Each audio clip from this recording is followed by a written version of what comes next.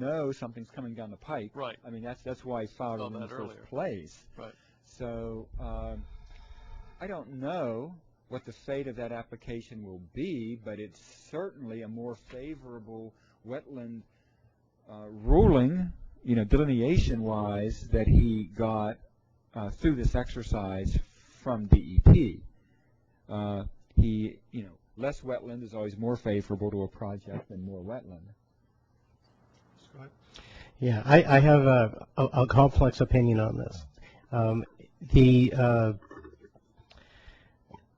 The decision that we made was based on biotic factors, and we're being asked to now say that the abiotic factors, trump the existence of wetland, species, or at least to consider that the hydric soils are, what is it that we're really attempting to protect? Are we attempting to protect hydric soils, or are we attempting to protect ecosystems, that are characteristic, obligate, or facultative wetland species? And I come down on the latter.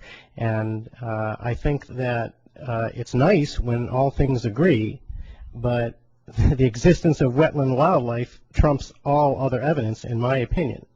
And in this one instance, it's not, we have an unnatural situation created by a permanent drainage issue. We have to be concerned about precedent that gets set, though. And the applicants, their attorneys and consultants, are, better and smarter than me. And down the road, when you set up the possibility of, hydric soils trumping the presence of facultative or obligate wetland species, then and saying, well, this isn't really a wetland, and according to what you did in Page, this wasn't a wetland either, and yeah, we've got a few wetland species here, but it's not a wetland. So I would argue strenuously against reconsidering this. Rob, I find it fascinating, Scott, and I would say I sympathize up to a point. I do want you to know, and want the Commission to know, that going way back to the point when DEP, must be a decade, I don't know, could be longer, when DEP embraced the two-parameter approach, the Commission responded that despite what the bylaw says, or the ordinance, that wetlands are called on vegetation. Back in '87, that's how they were called. Despite what the bylaw says, the Commission will take a best science approach. So many of the calls that you see today are best science approaches, where the consultants will use both soils and vegetation, and do that with the Commission's long-standing blessing.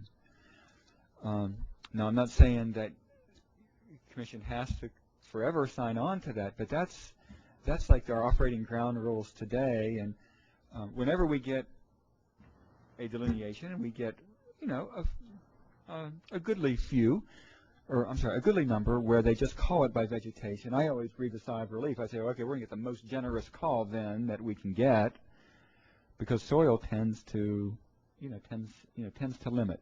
But it is bona fide methodology, widely accepted, federal and state level, and with our consent, by us too. So I'm going to conclude, though, that that understanding will make the Commission more desiring of reconsidering Page. It's a great place to have this discussion. For instance, does the Commission wisely depart from its bylaw and entertain soils just by operating policy? We have, and we made that departure a decade ago anyway, but in rapid response to DEP accepting it. But I just think it's going to make for a continued fascinating discussion on it, And out of that discussion on Page, will come, I think, clear instruction from the Commission to the outside that, we're going to continue in this best science method, or, hey, time out, we're going to be strict, what's the word? You hear it on the talk radio. Strict constructionist. Strict constructionist with our bylaw, and our bylaw says it's plans. So get out of here. So it's interesting. For all those reasons, I say, consider approving, consider setting the stage for Page to come back, which sets the stage for an interesting discussion, which will be more than just Page. I think, if other consultants hear that this is all on the line, it will be fascinating. Pete?